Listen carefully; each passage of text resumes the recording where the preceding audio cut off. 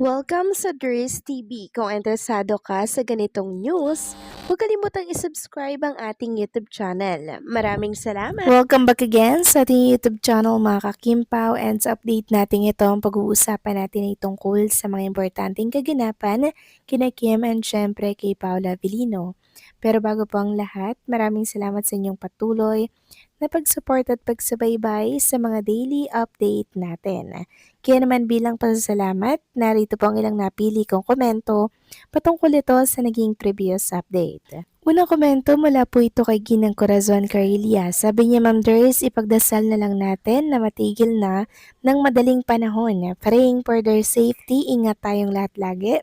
God bless us always. Maraming salamat sa komento, Ginang Corazon Carillia. Yes, tama po kayo. Yan din po yung panawagan ko na sana ipagdasal natin na matigil na nga po ang bangayan at gera ng magkabilang panig ng bansa po, kasi ang dami nga pong nadadamay ng mga inosenteng pamilya, mga bata, and syempre ang dami rin pong apektado. Kaya sana matigil na lang po, 'di ba?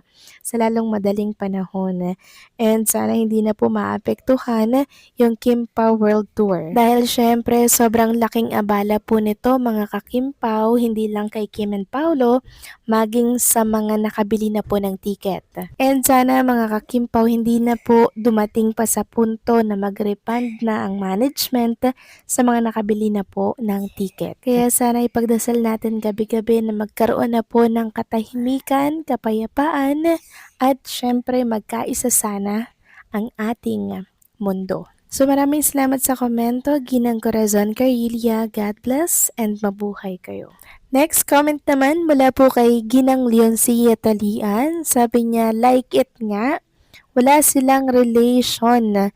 So this who are interested to court Kim, you can start courting her.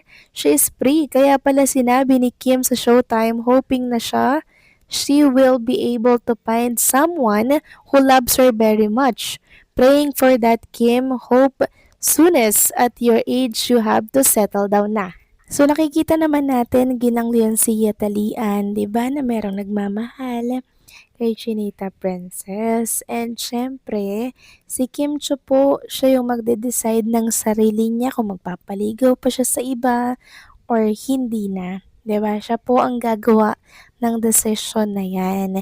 Parang sinabi niyo naman po na confirm na walang Kim and Paulo Avellino, kasi kami nakikita namin kung ano talaga yung real score ng Kim Pao sa isa't isa. And syempre, sinagot na po ni Paula Avellino na 100% ang score ni Chinita Princess. Although hindi yun pag-amin, hindi yun pag-admit, pero yun na yun mga kakimpaw eh. Ayaw niya lang talagang umamin ng direkta kasi nga po gusto niya private, privacy. 'Di ba? So yun po yun. Wag po tayong may ines kay Paula Avellino kung ganun po yung personality niya. Kasi po ganun yung kanyang pananaw, ganun yung kanyang paninindigan. 'Di ba? At least nakikita natin na mahal niya si Kim. 'Di ba?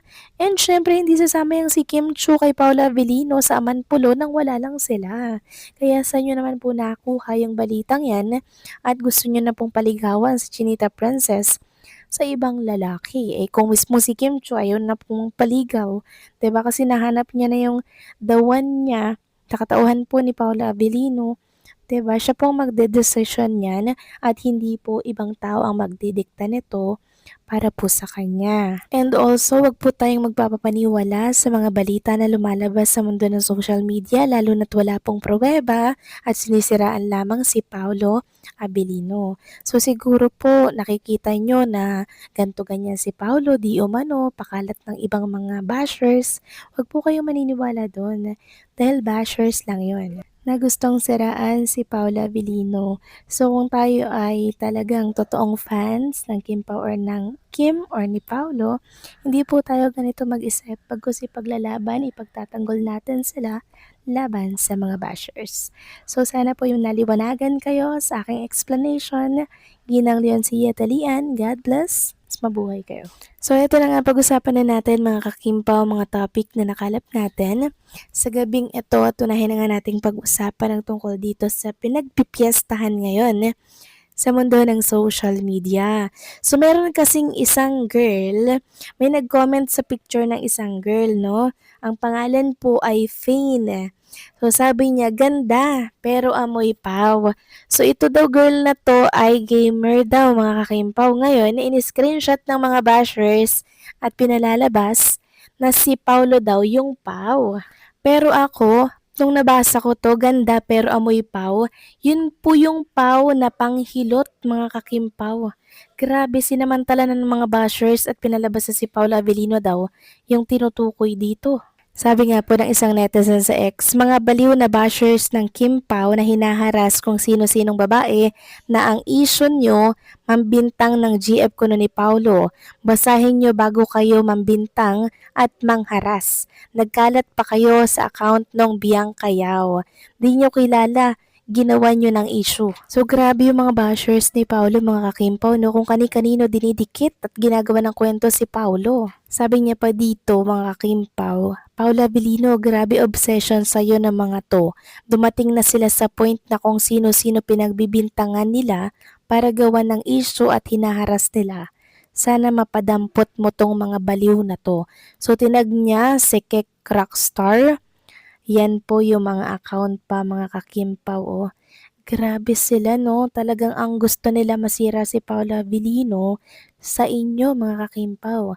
Kayong mga seniors ang target nila na mapaniwala.